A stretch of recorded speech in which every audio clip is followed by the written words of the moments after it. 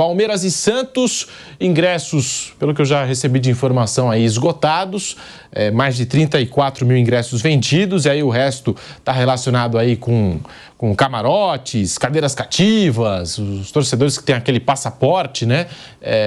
Mas o Palmeiras já vendeu todos os ingressos, casa cheia. O Santos venceu na Vila Belmiro por 1-0, carrega essa vantagem e o Palmeiras precisa de 2 gols de diferença para levar a taça no tempo normal. 1 gol é penalidades e pênaltis com o Palmeiras a gente sabe, né? Virou um fantasma aí, de 8 disputas só venceu uma, né? Contra o Atlético Mineiro naquela Libertadores.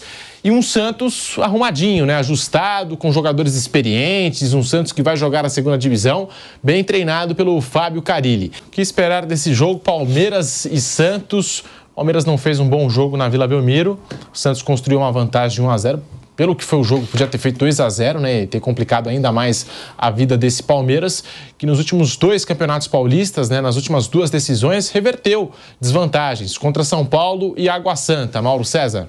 Eu imagino que o Palmeiras vai repetir o que fez nesses 2 jogos que você citou, vai pressionar desde o começo, vai marcar alto, vai tentar um gol rápido contra o Santos para eliminar de cara essa vantagem santista. O Santos tem muitos jogadores experientes, vai ter que estar preparado para sofrer essa pressão, mas acho que a possibilidade do Palmeiras é bem razoável, né? Jogando em casa, a vantagem é apenas 1 gol. O Santos vai ter que ser muito competitivo e suportar essa pressão para tentar usar o relógio a seu favor, né? Se virar primeiro tempo empatado, lógico, uma vantagem seria melhor ainda para o Santos. Mas é bem difícil suportar a pressão que o Palmeiras... Vai ser bem difícil suportar a pressão que o Palmeiras vai colocar em campo. O Santos venceu o Palmeiras na temporada passada, né, como visitante, mas o jogo não foi no Allianz Parque, foi em Barueri, né? No campo do Palmeiras, acho que fica mais complicado, bem mais complicado para o Santos. Possível sim, mas acho que o Palmeiras é favorito para ficar com o tricampeonato. A gente viu naquele Palmeiras 4, São Paulo 0, o Jandrei fazendo cera para repor a bola, enfim. Eu acho que o Santos tem que segurar a bola, tem que pelo menos tentar sair para o jogo, segurar de alguma maneira a bola no campo de ataque. Não basta apenas fazer a cera, né, por fazer, né? Enfim, se deixar a bola com o Palmeiras vai partir para cima e a vantagem consequentemente... do São Paulo era de 2 gols, né? Que fez 3-0, tomou um gol do Rafael Veiga e terminou 3-1 no Morumbi. Então eram 2 gols. O São Paulo podia perder por 1 gol.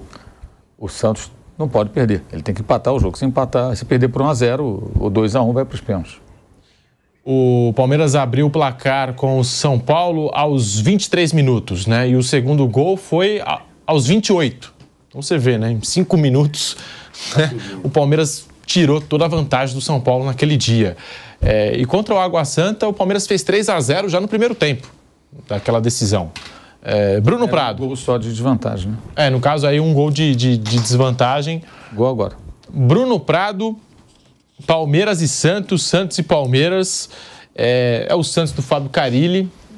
Quando treinava aqui o Corinthians, muita gente falava, né? O Carille é retranqueiro, o Carille arma suas equipes defensivamente muito bem.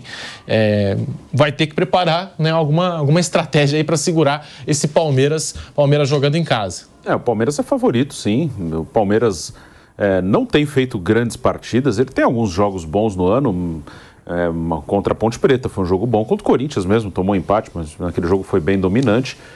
Contra o Novo Horizontino na semifinal não foi bem, no primeiro jogo com o Santos também não. Então é um Palmeiras que tem oscilado, mas ainda assim é um time que só perdeu um jogo, né? É um time que mesmo quando não joga tão bem, ele consegue buscar resultados. Para esse jogo o Palmeiras vai ter que jogar melhor do que em alguns jogos recentes, né? Que eu citei aí, Novo Horizontino, o próprio Santos lá na Vila Belmiro. Mas eu imagino um Palmeiras melhor, um Palmeiras que normalmente num jogo decisivo ele cresce, ele consegue se impor. Um time que tem esse poder de mobilização forte num tipo de jogo como esse, que ele precisa reverter em casa. Imagina uma pressão muito forte no início. O Palmeiras tem essa característica de pressionar muito no campo do adversário, já está um bom tempo com o Abel aí. Então esse cenário de ter que reverter um resultado em casa, foram citadas aí as finais do Paulista, e já aconteceu em Libertadores, já aconteceu em Copa do Brasil. O Palmeiras tem essa característica de uma pressão muito forte logo no início, para tentar fazer o gol e até emocionalmente trazer o jogo para o seu lado. Claro que é uma final que está aberta. O Santos tem, sim, a possibilidade real de ser campeão, mas para mim o Palmeiras é favorito para levar o campeonato mesmo. Eu imagino um Palmeiras jogando bem, jogando melhor do que nas últimas partidas nessa decisão, pelo histórico desse time, pelo que esse time já mostrou em outras oportunidades como essa. O jogo nem começou e a arbitragem é pauta, porque o Santos ontem à noite divulgou uma nota falando sobre a arbitragem do Rafael Claus. Nota do Santos. O Santos está acompanhando a repercussão de muitas publicações nas redes sociais de torcedores sobre a arbitragem na segunda partida da final do Campeonato Paulista 2024. A Comissão de Arbitragem da Federação Paulista de Futebol esclareceu no Conselho Técnico que a escalação do árbitro Rafael Claus é pelo ranqueamento da entidade, que todos os árbitros se concentrarão para se prepararem de maneira adequada para atuarem neste domingo. O Santos cumprimenta por essa iniciativa e respeita a decisão da escala. Nesta expectativa de um bom trabalho físico, técnico e emocional dos árbitros nesta semana da grande final, esperamos que Rafael Claus se prepare bem e possa conduzir junto com os seus auxiliares um jogo tão importante, sem prejuízo ao espetáculo, que os atletas sejam os verdadeiros protagonistas, que o resultado seja justo e proclamado o legítimo campeão. O Santos Futebol Clube está em um processo de reconstrução, reconhecendo o trabalho de nosso co-irmão. Foram os clubes que mais pontuaram na classificação geral do campeonato, demonstraram as suas qualidades durante a competição, chegam na decisão por mérito e justiça, não precisam de nenhuma interferência ou benefícios de árbitros para alcançarem os seus objetivos. Que vença o melhor, nas 4 linhas do campo, honrando a tradição de um dos maiores clássicos do futebol brasileiro. Nota assinada pelo Santos Futebol Clube nas últimas horas, falando de arbitragem. É um protesto? O Santos divulgou essa nota dizendo que está vendo uma repercussão aí em rede social e decidiu se manifestar. Que raio de protesto? O Santos concorda, a sua redação explicou, tomara que ele seja feliz. Além do mais, essa escala já está pronta há 2 semanas, né? Faz tempo. Se o Santos concorda com a escala, Flávio, não era mais fácil não ter se posicionado, então? Exatamente. Posicionou para dizer que está tudo bem. Eu tinha o bar do seu Niso lá na Vila Esperança um tempo atrás e tinha uma lousa de aviso. Só bobagem, né? Um cara botar um... Aí tinha vez que eu não tinha nada para escrever, aviso, hoje não tem aviso. É mais ou menos isso. Aviso, não tem aviso. Protesto. Atenção, protesto. Nota de protesto. Hoje não tem protesto. Mas essa nota não joga uma pressão, talvez, na arbitragem? É a chamada pressão com doçura. Entendeu? Meter uma pressão aí, mas só de forma elegante. Tem aquela pressão, olha... E tem outro tipo de pressão, que é o seguinte, olha, esse cara nos roubou muito e agora vai cuidar para não roubar de novo. Tem várias formas de pressão. Essa é uma pressão elegante, que não ofendeu ninguém e tal, com doçura, mas é uma pressão. Não, é aquela nota assim, Claus, eu tô contigo, hein? Eu tô contigo, viu, Claus? Mas se errar, já sabe, né? Se errar, a gente vai falar.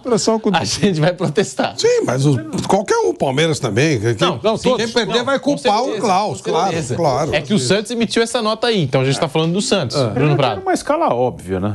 O Rafael Claus é o melhor árbitro de São Paulo, esteve em Copa. E depois já na primeira linha, né? Temos visto manifestações em redes sociais, já desconsidera o resto, tanto faz. E daí que estão se manifestando? Manifestam em tanta coisa em rede social, um monte de bobagem, às vezes alguma coisa boa, e daí? Essa primeira linha já, esquece o resto. Quando está fazendo cada rede social, já está finalizada, já não interessa mais o que está depois. Mas esse é o protesto mais louco rede social você encontra de tudo. Tudo. Pessoas com diferentes opiniões sobre tudo e todos, né? Se você quiser falar de qualquer assunto, você pode dizer, tem manifestações na rede social, falam de qualquer coisa. O brasileiro falam de coisa que não sabe nem o que está falando, mas está falando. Então, o brasileiro já falava de tudo antes da rede social, imagina agora. Ele não sabe de nada, mas ele fala de tudo. Isso aí eu falo, eu participo. Eu quero participar. E aí o Santos, ao emitir essa nota, tá amplificando a voz dessas pessoas, né? Desses usuários. Eu nunca vi um protesto igual a esse, pô. Para começar o texto só. É pressão com doçura, elegância. Tipo, ó, nunca vi um árbitro melhor. Espero que você tenha um grande sucesso. Entendeu? Pronto. Não, aí a pergunta que cabe, por que protestou? Ou por que emitiu a nota? Essa parte da nota é muito boa. Na expectativa de um bom trabalho físico, técnico e emocional dos árbitros nesta semana da grande final. Todo mundo, claro. É óbvio. coisa mais doida. Ô, Mauro, parece algo... A gente não é só o João Textor, não, viu? Tem um monte de gente que tá... Esse jogo de notas, né? Tem nota do Nova Iguaçu? Esperando uma boa arbitragem. Esse jogo de notas, né, remete muito ao passado aí do futebol brasileiro, não é, Mauro? Eu acho, né? Ainda mais pressionando a arbitragem assim antes do jogo. Eu acho que tem que ter um contexto que a gente não pode ignorar. O jogo é no campo do Palmeiras e ninguém pressiona mais árbitro do que a comissão técnica do Palmeiras. Sim. Estão de acordo? Sim. Ninguém Sim. pode dar a primeira pedra. Então, né, o Santos faz o quê? Não estou dizendo que é legal, não. Acho um saco também esse negócio. Mas o Santos faz o quê? Ele já se antecipa e fala, olha, seu Klaus, eu estou aqui de olho também. Vão encher teu saco aí, já estou enchendo desde agora. Infelizmente, algum tipo de reação é quase que... é necessário. Se você sabe que o cara do outro lado vai ficar pressionando o árbitro, se você não pressionar, você fica de bobo. Fica de bobo, porque dependendo do árbitro, ele pode ser influenciável, ele pode ser caseiro. O Klaus é um cara experiente, eu acho que pode passar muito bem por cima disso. Mas eu acho que o que faz o Santos, embora seja um saco, né, é algo que faz parte desse contexto.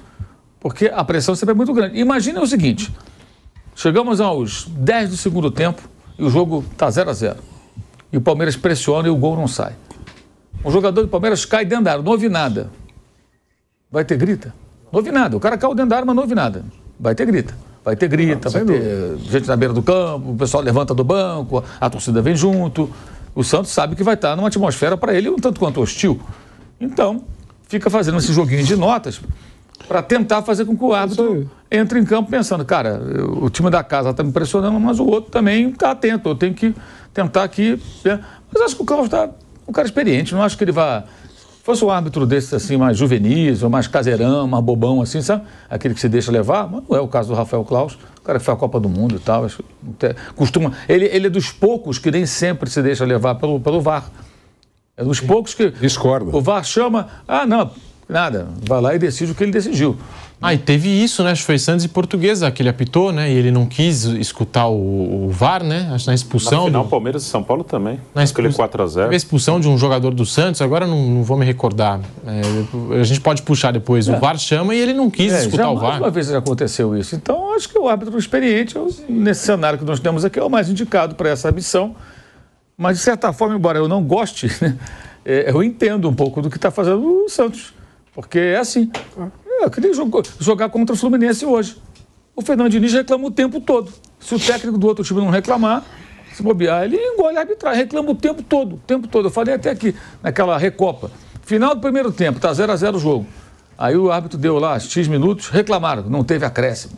Aí tá acabando o jogo, tá 2-0 Fluminense, a taça do Fluminense. O cara deu 6 minutos. E teve tudo, revisão de pênalti, expulsão, substituições. Os 6 minutos eram perfeitamente aceitáveis. Reclamaram porque teve acréscimo. Então, toda hora reclama, é um negócio insuportável. Entendeu? Aí não é só o Diniz, é auxiliar do Diniz, jogadores reservas, jogadores que estão em campo, o Felipe Melo, todo mundo reclama. É chato demais, é chato. Então o outro lado tem que reclamar. Sim. Senão, cara, você fica ali, bem Zé Mané ali na história, o cara pressiona. Você vê uma coisa, no Maracanã, tradicionalmente, o Flamengo ficava do lado esquerdo. Sempre. E o banco de reserva do Flamengo era do lado esquerdo, do lado da sua torcida.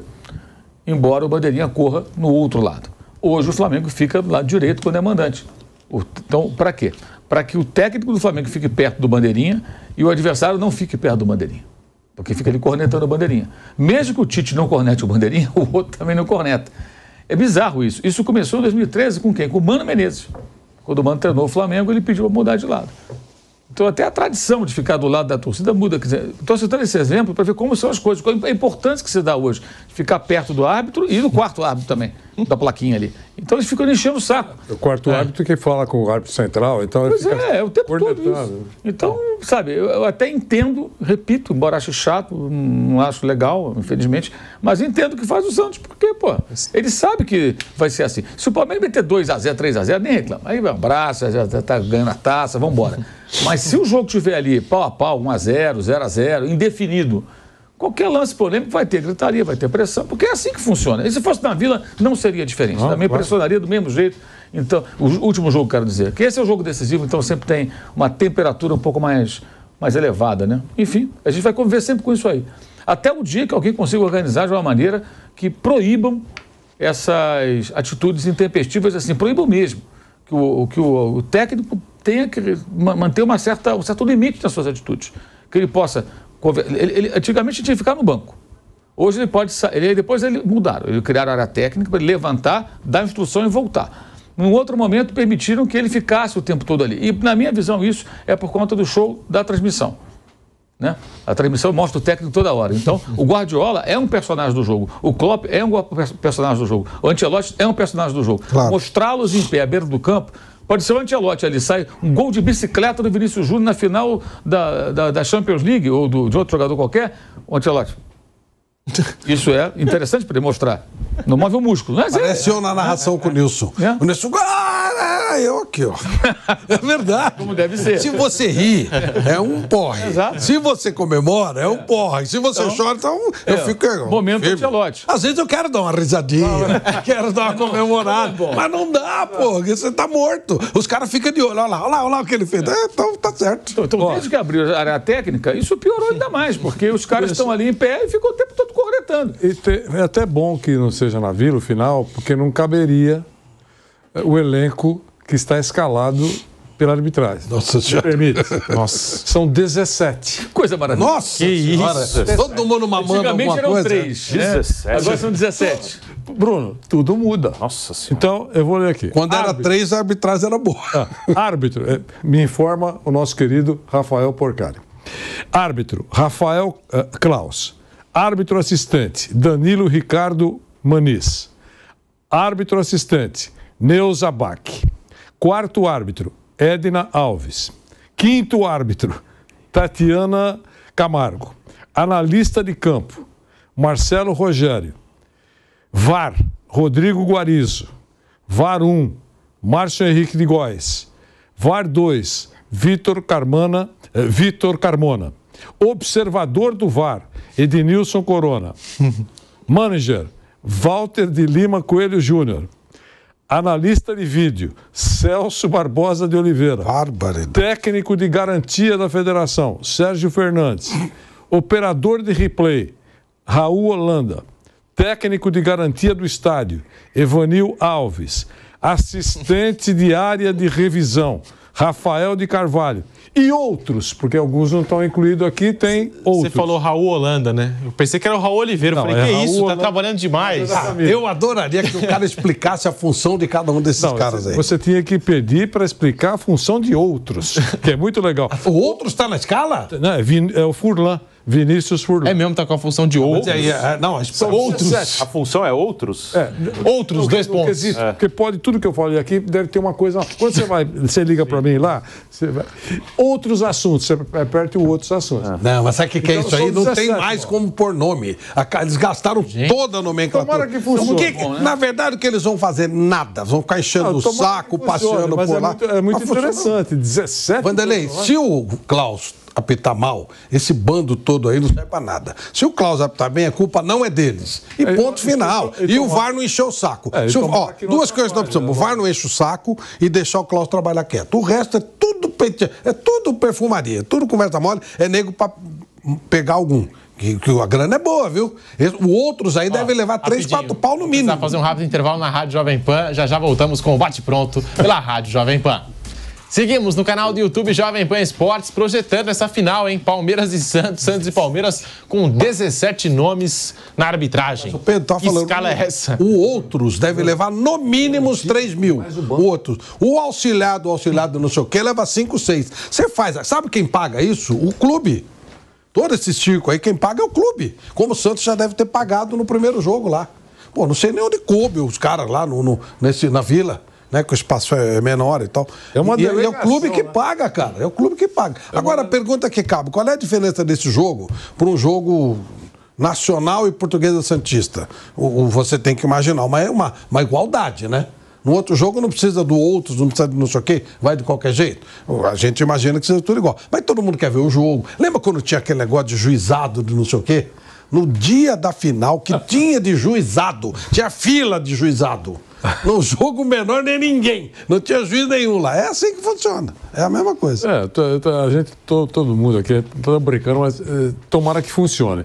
Mas que é muito interessante. Mas isso é palhaçada. Eu acho que essa escala aí, ela vai pro Guinness, né? Num jogo só, 17 é caprichado, viu? Agora é caprichado.